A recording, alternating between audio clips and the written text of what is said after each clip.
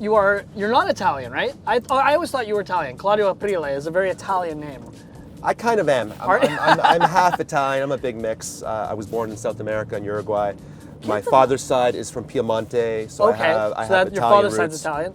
Yeah, and I'm a real mix. Would you say having access to all that culture, huge influence on your cooking skill and style? I wouldn't say I'm influenced by where I was born or where my father was born. I'm more influenced by the city. This is a great multicultural city. I know it's a cliche now, but I've always felt this, that... I don't think it's a cliche at all. It is what it is. We've got neighborhoods, man, like real neighborhoods, and that's always influenced me. I love it. I think it makes for a very interesting dining experience when you go to a restaurant. I think the food scene here can go toe-to-toe with the food scene anywhere. New York, San Francisco, Rome, Paris, but do we get the respect internationally that you think we deserve? It depends how you quantify respect. I mean, if you quantify respect through Michelin stars, then the answer is no. Why do we care what a Michelin inspector thinks about our food? They know less about food than we do. Right. We know what we're doing. We know our food, and I don't personally need that type of recognition. My best recognition is when chefs come in, and I cook for a chef who I respect, and you don't even need to use words. When you like something, or when you love something, there's a certain kind of body language you give off. You can tell when someone likes your food because they make eye contact with you, they look at you, to you. There's a genuine there's a respect, adoration there. Respect for each other, and that to me is one of the biggest compliments that we can receive. Man. If someone says to you, "Oh, it was really good," that means it sucked. Yeah. I had a table one time say, "Call me over," and I thought, they're calling me over so they can tell me how awesome I am. Yeah. And the guy says to me, "Can you give me some bread?" I went, "Yeah." It puts you right back down. As soon as you start thinking you're a little bit better than you are, you get brought back down to earth. Well, what do you feel like grabbing for lunch today? Once upon a time, this was a real taboo thing to do for a chef. But how about we do vegan?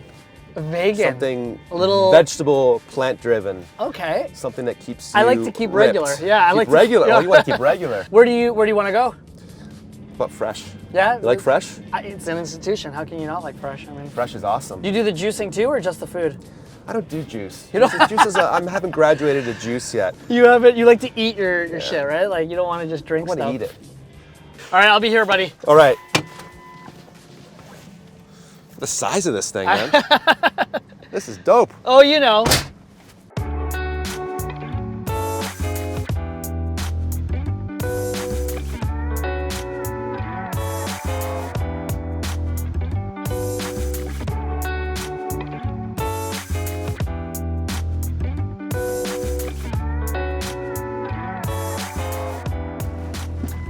Here he is. Ooh, it's in a fancy little bag and everything.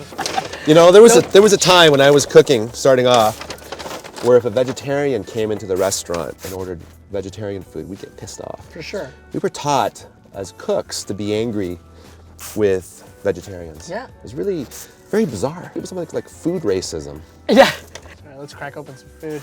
Yeah. All right, so what did you get? You got the All-Star Bowl? I got the All-Star. Look at that, man. Burrito. Geez, that's the burrito? Oh, my God.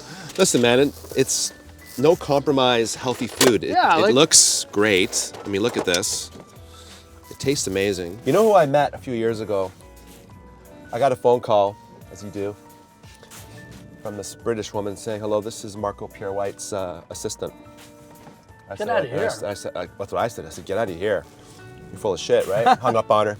Calls back. Are you really? This is Marco Pierre White's assistant. You seem to be having phone issues. I would like to make a reservation for Mr. Marco Pierre White.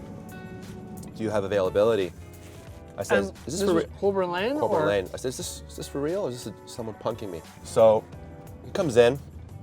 I'm wearing my chef whites, and he says, "Nice to meet you, chef. I hear you own a couple restaurants. What are you? Are you a restaurateur, or are you a chef?" So I look at him and I said, "I'm not sure how to answer that." He said, "It's because you don't know." So I thought about this. What am I? Who am I? Am I a businessman or am I a chef?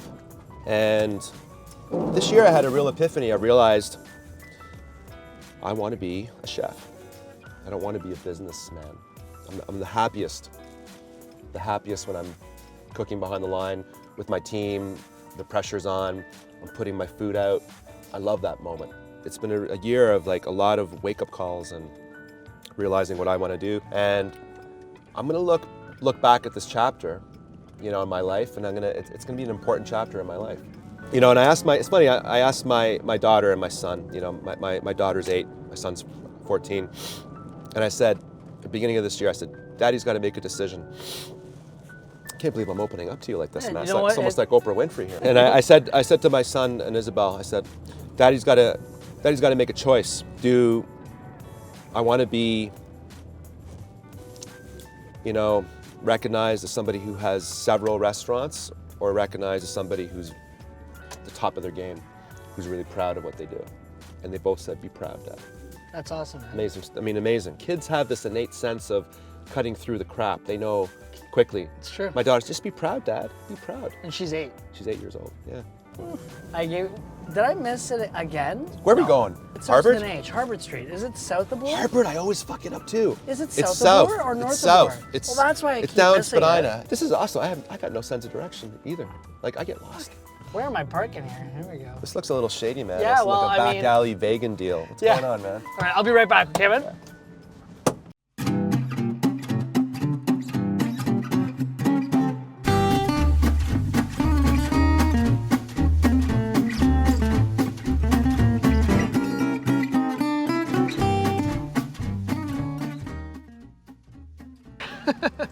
Oh, Okay. man.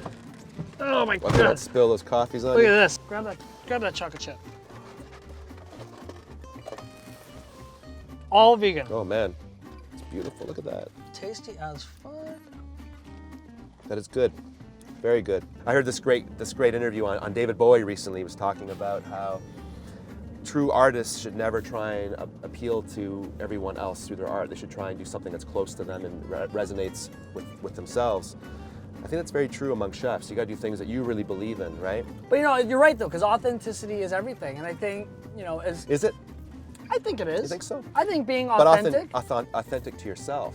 True. Your mac and cheese may not be authentic to someone in the South, Right. but it's authentic to you. Yes. Your sugo may not be authentic to a Nona in Rome. In Rome. They might say, that's wrong. You don't put the onions in like that. Yeah, but you're right. Like, you know, authentic or authenticity can be determined 2 ways. You know, is it authentic in book form or in this form, like in you? Authenticity, what really is it? Is it you trying to please other people?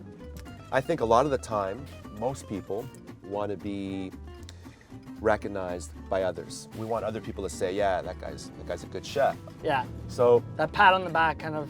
we're all looking for it, and in many ways, you know, as adults, we're still very, very much like, you know, we were when we were in grade 1, grade 2, and grade 3, right? We're still young at heart. Yeah. We're still looking for, again, recognition, and we want to fit in. Well, thank you for doing this today. I hope you had fun. Good, man. It's good. It's fun. You know, you're a true beaut. I remember when the first time I met you, I was like, you don't try and package something in front of people and then you're something else behind the scenes. Like, you are what you got, and that's what I respect about you. It is what it is, man.